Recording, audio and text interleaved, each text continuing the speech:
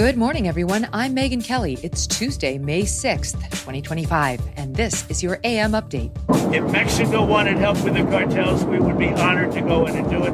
President Trump confirms Mexico declined his offer of direct U.S. military support against the cartels for now, but the offer, he says, still stands. Hundreds of thousands of football fans will travel all across our country to cheer them on in person. President Trump takes questions at an event announcing the 2027 NFL draft, sounding off on everything from Pope Trump memes to self-deportation payouts. And a shocking report on Antarctica. Could climate change be reversing? All that and more coming up in just a moment on your AM update. If you haven't heard about Riverbend Ranch, listen up. They have just introduced their Riverbend Ranch steaks to the marketplace, and you need to try them. Riverbend Ranch raises their own beef on beautiful mountain meadows only a few miles from West Yellowstone. Unlike most ranches, Riverbend Ranch never uses growth hormones or antibiotics. They treat their animals humanely and with respect. There are advantages of buying directly from the ranch. They can track the health of every animal from the day it is born and can guarantee that it has been healthy every day of its life. Riverbend Ranch has its own state-of-the-art processing facility on the ranch that has received several national awards as one of the best in the U.S. But most importantly is the quality of the beef. They age their beef to perfection for 21 days. You simply cannot buy beef like this in a grocery store. You cannot. Shipped directly from the ranch to your home, you get a much better price than going through the middlemen. Order directly from riverbendranch.com and use promo code Megyn to get $20 off your first order. That's riverbendranch.com, code Megyn. And be prepared. Once you taste it, I think you're going to be coming back for more and more. Again, riverbendranch.com, code Megyn. President Trump on Sunday confirming an offer to deploy U.S. troops to assist Mexico in fighting drug cartels on Mexican soil. It's true. They are horrible people that have been killing people left and right, they've made a fortune on selling drugs and destroying our people. We lost 300,000 people last year to fentanyl and drugs. They're bad news. Yeah, that's true. If Mexico wanted help with the cartels, we would be honored to go in and do it. I told her that. I would be honored to go in and do it. So if she said that I offered to do that, she's 100% right. Are you disappointed that she denied that request when she doesn't want to? Well, she's so afraid of the cartel she can't walk, so, that's the reason. And I think she's a lovely woman. But the president of Mexico is a lovely woman. But she is so afraid of the cartels that she can't even think straight. According to the Wall Street Journal, President Trump made the offer on a phone call with Mexican President Claudia Sheinbaum on April 16th. President Sheinbaum rejecting the offer as a matter of national sovereignty. On Saturday, the Mexican president responding to the report at a press conference. In one of the calls, U.S. President Donald Trump said it was important for the U.S. Army to enter Mexico to help us in the fight against drug trafficking. And you know what I told him? No, President Trump. The territory is sacrosanct. Sovereignty is sacrosanct. Sovereignty is not for sale. We can work together, but you can do it in your territory. We can do it in ours. We can share information, but we will never accept the presence of the U.S. Army in our territory. In February, President Trump invoking emergency powers to implement additional tariffs on Mexico until its government stepped up in the war against fentanyl and illegal immigration. The New York Times' The Daily podcast reporting in early March, the tariffs had an immediate impact on cartel fentanyl production. Even though I was really skeptical, I wanted to go back into a lab to see whether all of these threats had led to real changes. What did you find? It was really remarkable. The dynamics, it seemed, had completely changed from the last time we were there. But when we started talking to our cartel contacts, they told us there was basically no production of fentanyl happening in the city. It had totally plummeted. In the months since, the Mexican government increasing cooperation with the Trump administration. President Sheinbaum deploying 10,000 Mexican National Guard troops to the nearly 2,000-mile U.S.-Mexico border, troops patrolling the area for signs of traffickers and smugglers.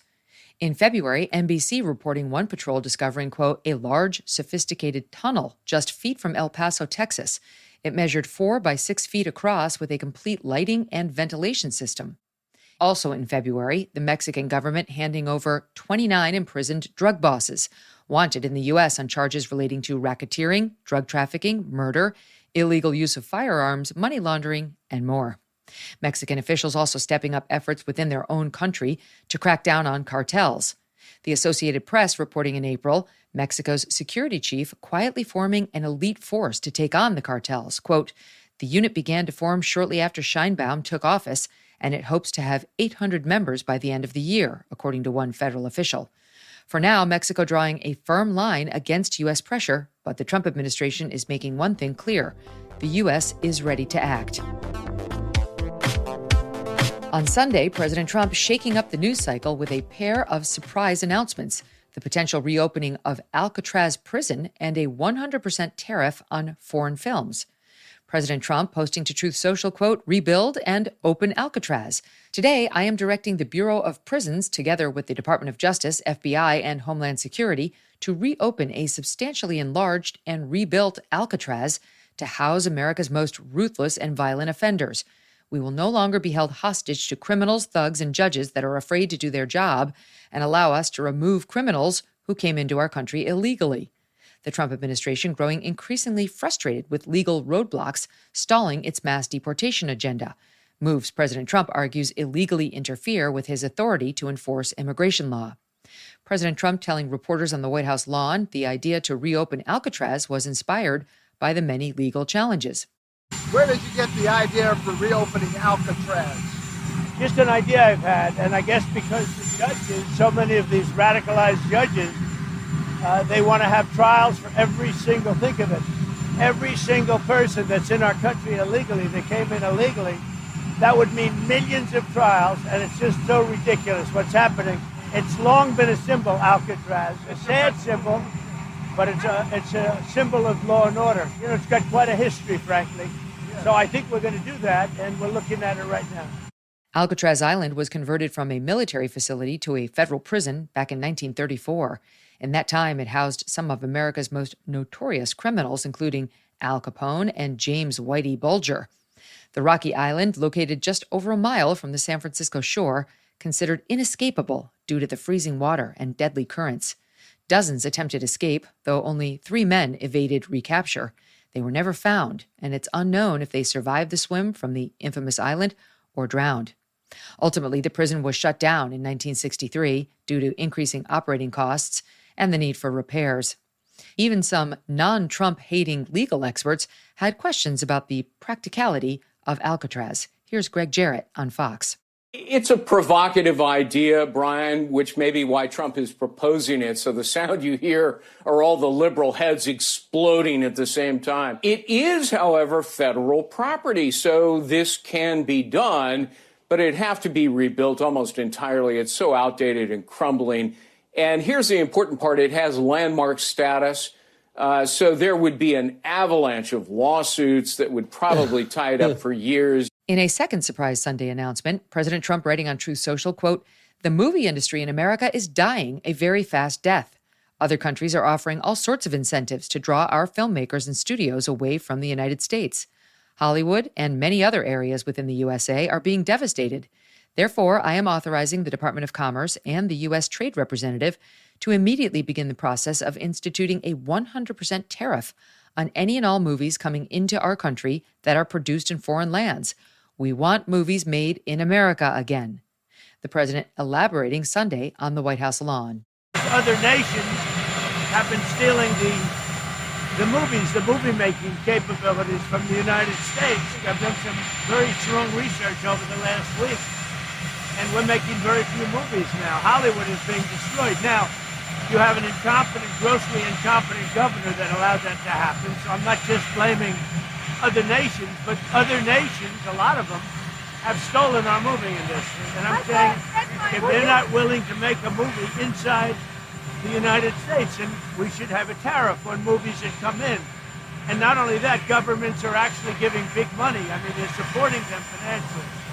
So that's sort of a threat to our country in a sense. And it's been a very popular thing. I can tell you one thing, movie makers love it. Democrat Governor of California Gavin Newsom facing growing criticism from within the entertainment industry for not only failing to incentivize movie making in Hollywood, but for making it entirely cost prohibitive. Critics say the governor is failing to keep Hollywood competitive with other countries. The dissatisfaction recently aired on a podcast hosted by actor Rob Lowe, featuring Severance star Adam Scott. It's cheaper to bring 100 American people to Ireland than to walk across the lot at Fox. Right. Past the sound stages and do it there. Crazy. Do you think if we shot Parks right now, we would be in Budapest? 100% we would be. We'd be in Budapest. We would be... It's so weird. There's nothing shoots in Los Angeles. I'm not doing just it. Too expensive to shoot here. There are no tax credits.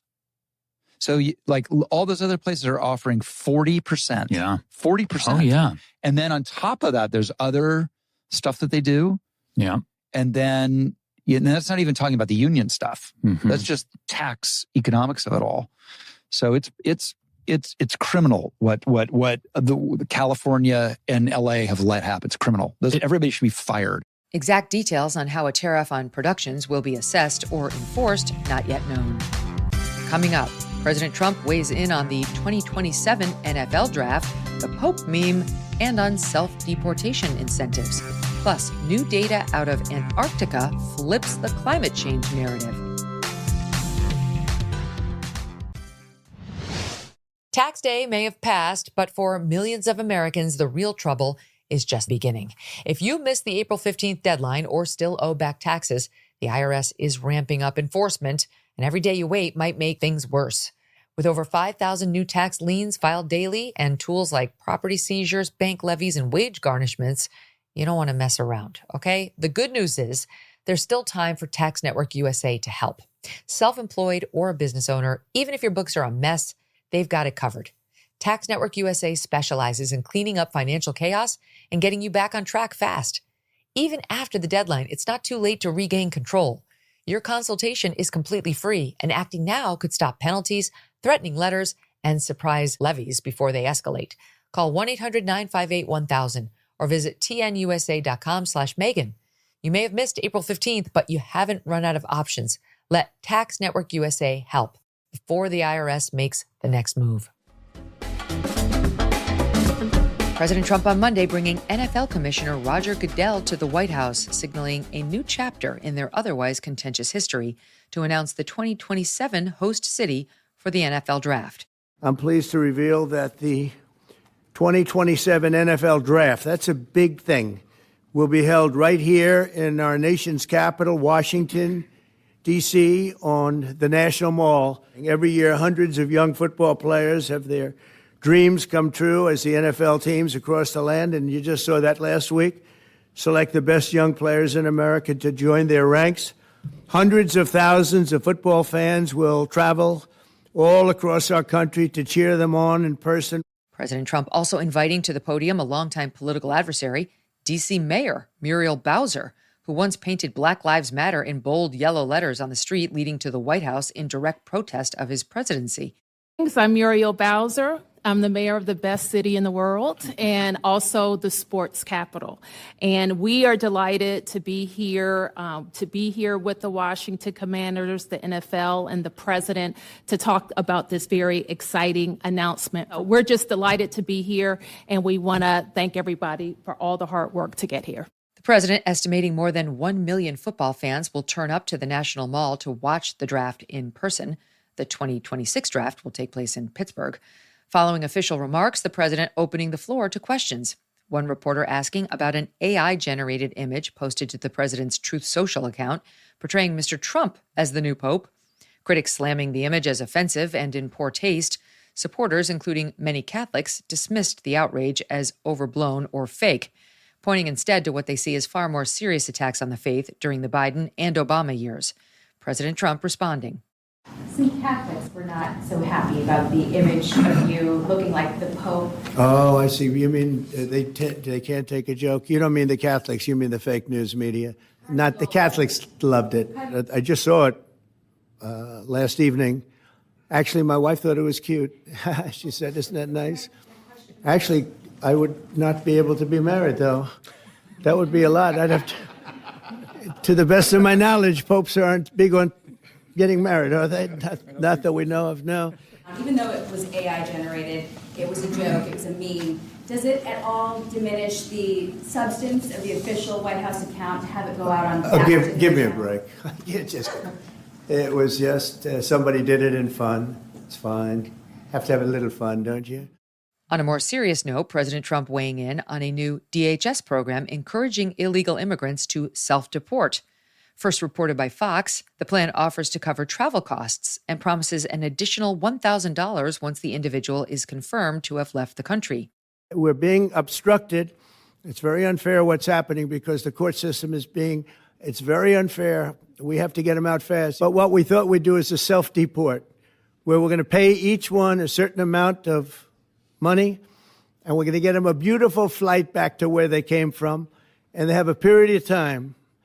And if they make it, we're going to work with them so that maybe someday, with a little work, they can come back in if they're good people. If they miss that limit, they're going to be taken out of our country, and they will never get a path to come back in, and it'll be a much tougher process. According to DHS, the program is expected to save taxpayers up to 70% compared to the cost of traditional deportation.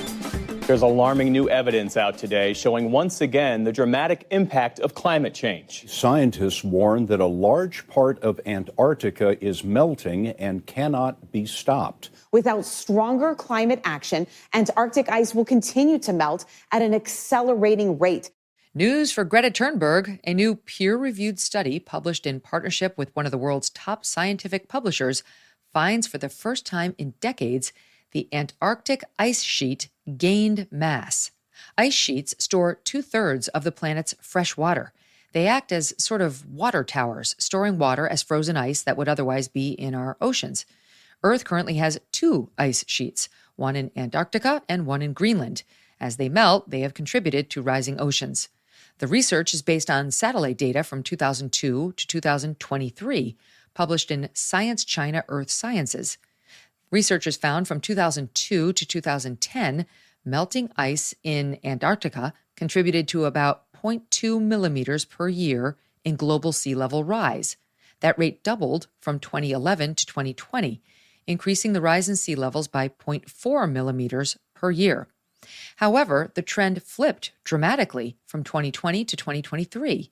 Increased snowfall in East Antarctica, which led to an accumulation of snow and ice, offsetting rising sea levels by about 0.3 millimeters per year. A relatively small increase, but a new record nonetheless. 4 major glacier basins, which had been losing the most mass, instead experienced mass gain, reversing losses they had suffered. While scientists caution it's too soon to call it a trend, the recent gains suggest Antarctica may be more resilient or more influenced by natural cycles than we've been led to believe. That'll do it for your AM Update. I'm Megyn Kelly. Join me back here for the Megyn Kelly Show, live on SiriusXM Triumph Channel 111 at noon East, on youtube.com/Megyn Kelly, and on all podcast platforms.